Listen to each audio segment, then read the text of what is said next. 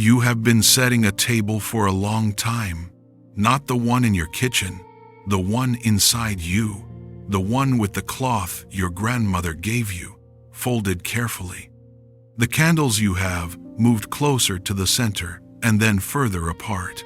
The chair across from yours that has stayed empty for so long, the fabric has begun to fade in the sun. You set this table because you believed someone was coming, and lately a quiet voice has been asking whether you have been setting it for no one. Notice your shoulders right now. Where are they? They have been near your ears for years. Your body has been holding a posture you cannot feel anymore, bracing for a love that always came with a price tag, a clipboard, a quiz you did not study for. You forgot what it would feel like to put them down. Tonight, I want to give you something no one has given you yet. Not another assurance that He is coming, not another reminder that God's timing is perfect. You already know those things. What you have been carrying is a quieter question, one without a verse next to it, because it has not been asked out loud. The question is this: when real love finally arrives, what is it going to feel like? Will I recognize it? Will my body know? Tonight, I am going to answer that question with vocabulary. Because here is what is true. Real love does not feel the way the world trained you to feel for it. It does not arrive loud. It does not arrive urgent. It does not ask you to perform a version of yourself to receive it. The love you were taught to recognize, the love of intensity, of chase, of breathless messages and dramatic gestures, of being needed because someone else cannot stand on his own, that was the counterfeit. And your body learned it so deeply that when the real thing arrives, it may feel almost foreign to you, not because something is wrong, because your nervous system is meeting something it has never had language for. So here are 5 things that real love will feel like. And because the man God is preparing for you is being formed in specific places to give you each of these, I am going to show you the school as we go. The first thing is this: you will stop performing love and start receiving it. For most of your adult life, love has been something you earned, something you produced, something you stayed available for, stayed quiet for, stayed small for. You learned to be loved by being useful, by being low maintenance, by apologizing first. Love was a transaction, and you were the one always proving you were worth the price. Beloved, real love does not ask that of you. Picture the morning by the Sea of Galilee in John 21. Cold sand, salt in the air, the smell of fish on the grill, and the smell Peter would have recognized immediately: charcoal. The same kind of fire he had stood next to on the worst night of his life, when he denied 3 times that he even knew the man he had followed for 3 years. The smell hits him before the words do. And here is Jesus, sitting on the other side of that same fire, looking at him not with disappointment, not with a list, but with a single question: do you love me? Not, will you serve me? Not, will you fix what you broke? Not, will you earn back what you lost? Do you love me? In that moment, Peter learned the deepest lesson a man can learn about love: that grace is not a transaction. That love finds you in the place of your failure, not in the place of your impressive recovery. Romans 5-8 tells us that Christ died for us while we were still sinners, not after we had cleaned ourselves up. He learned to receive before he could give. And the man God is preparing for you is in this same school. He is learning that love is not a performance review. When he arrives, you will not need to earn your place at the table. You will sit down and let love find you there. The second thing is this: you will feel chosen when no one is watching. You have been chosen before, but it was the wrong kind. You were chosen at parties, chosen for the camera, chosen because of how you looked standing next to him. And then, in the quiet, in the moments when no one was watching, the choosing got softer, easier to take back. Real love does not work like that. Open 1 Samuel 20 and watch what Jonathan does. David is hiding. Saul has decided David must die. And at the king's table, Jonathan stands up to his own father, risks his inheritance, his throne, his life, to defend a man who is not even in the room. Saul throws a spear at his own son. Jonathan walks out of that dining hall with nothing visibly gained. He goes out into the field where David is hiding, and he says, "Go in peace, for we have sworn both of us in the name of the Lord." No applause, no witnesses he is trying to impress. Choosing someone at personal cost in a room they will never see.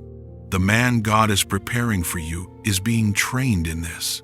He is learning to speak well of women in rooms they will never know about. He is learning to refuse the joke that diminishes.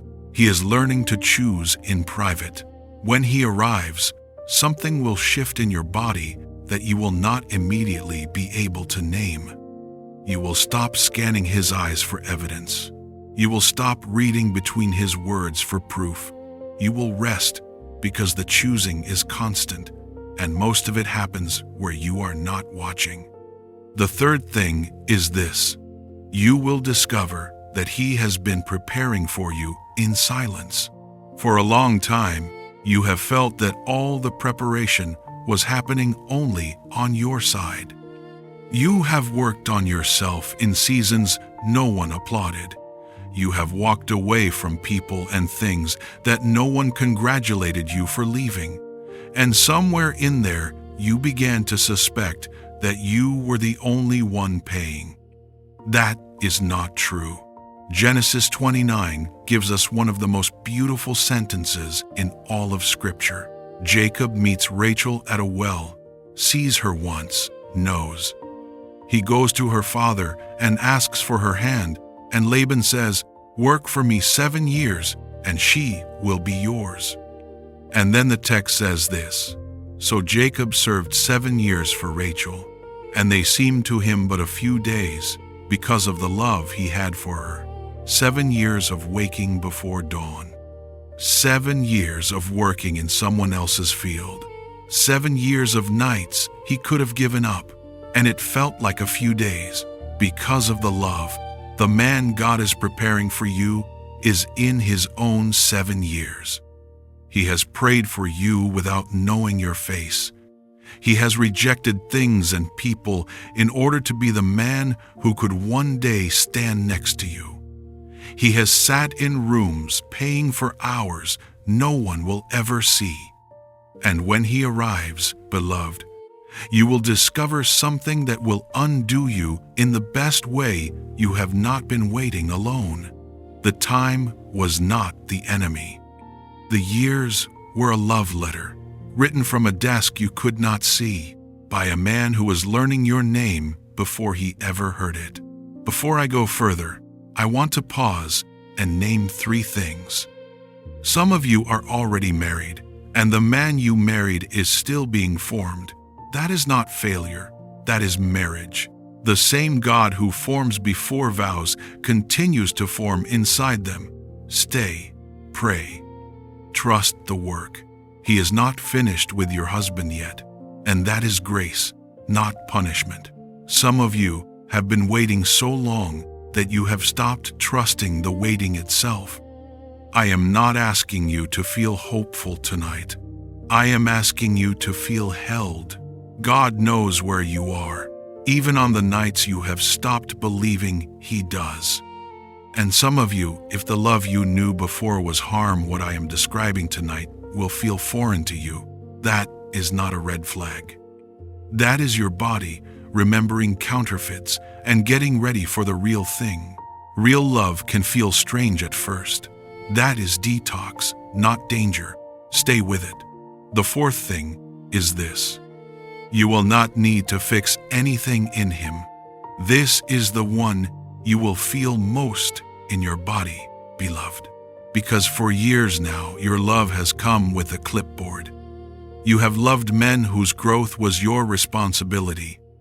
You have been the second prefrontal cortex of a grown man, and your back has been hurting for years.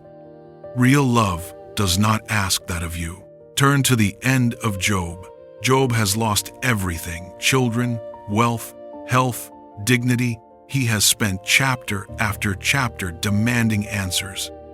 And then God shows up in a whirlwind and does not answer a single one of his questions. God only asks him questions back. Where were you when I laid the foundations of the earth? Have you commanded the morning since your days began?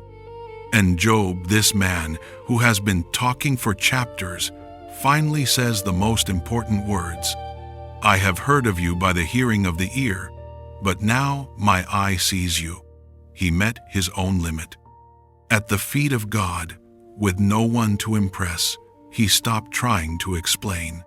He let himself be small in the presence of the only one who is large. The man God is preparing for you has been meeting his own limit in his own whirlwind. He has been learning, in rooms you cannot see, that he cannot fix his own deepest places by force of will, and that a man who has met his limit at the feet of his Maker is the only kind of man who can love a woman without asking her to be his project manager. When he arrives, beloved, you will feel it almost immediately. Your shoulders will drop. You will be allowed to be a woman in his presence, not a clinician.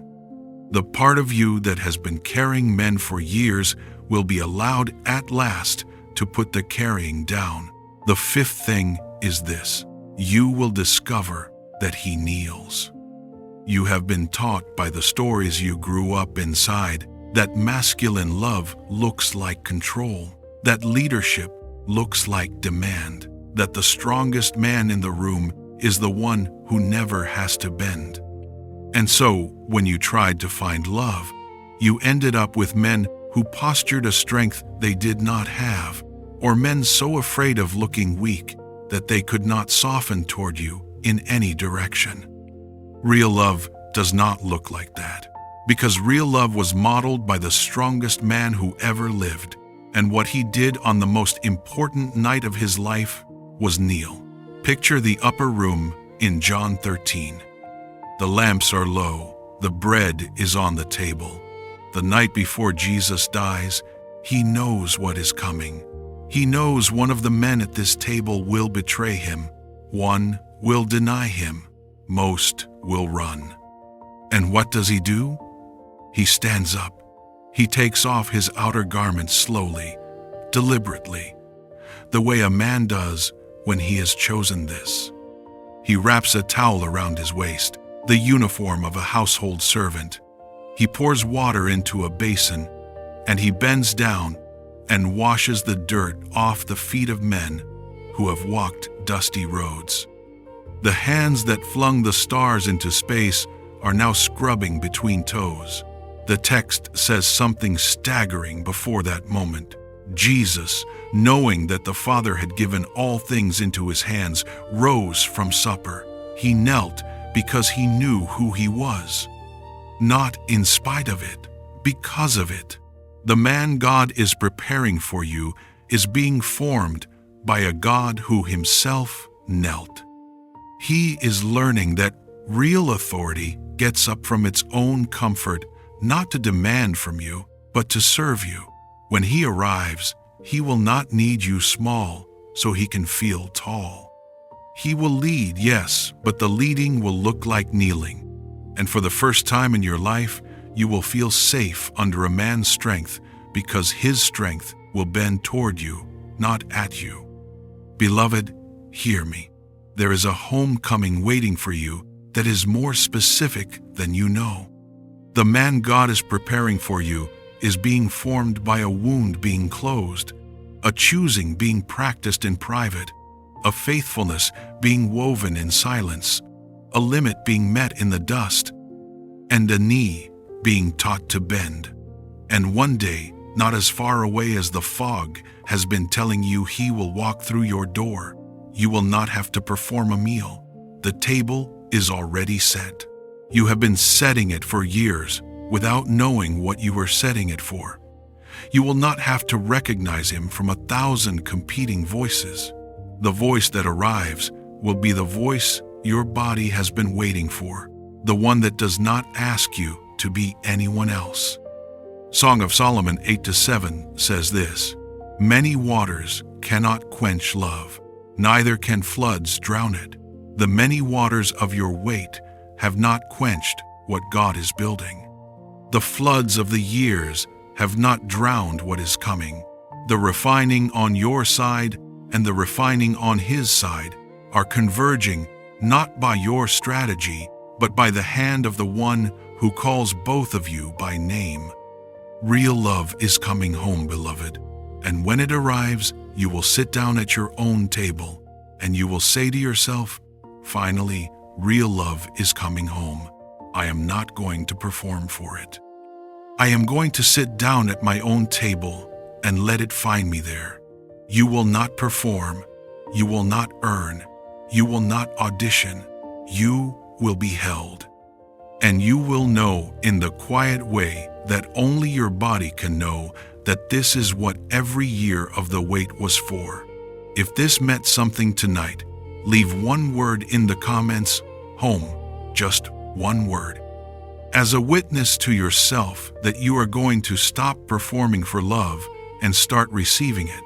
And if you have a sister who has been setting a table she did not know how to set, send this to her. Some of us learned love by performing for it. Some of us are about to unlearn that together. And if this message blessed you, remember to like, subscribe, and share so others can be strengthened by the Word of God. God bless you.